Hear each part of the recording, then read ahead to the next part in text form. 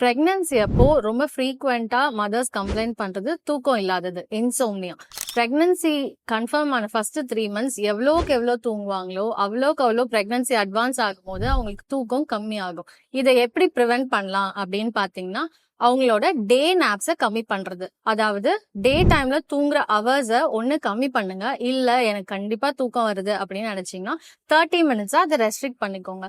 டே டைம்ல ஒரு half an hour to 40 minutes ஒரு பிசிக்கல் ஆக்டிவிட்டி, ஐதர் வாக்கிங் அல்ல முன்னாடியே நீங்க லைட் மாடரேட் எக்ஸசைஸ் பண்ணிட்டு இருந்தீங்கன்னா அதை அப்படியே கண்டினியூ பண்ணலாம். 2 to 3 liters of water compulsory in pregnancy. So night டைம்ல நிறைய எடுக்கிறதுக்கு பதிலாக டே டைம்ல நீங்க நிறைய எடுத்தீங்கன்னா யூரின்காக எழுந்து போயிட்டு வந்து தூக்கம் இல்லாம இருக்கிறத நம்ம அவாய்ட் பண்ண முடியும்.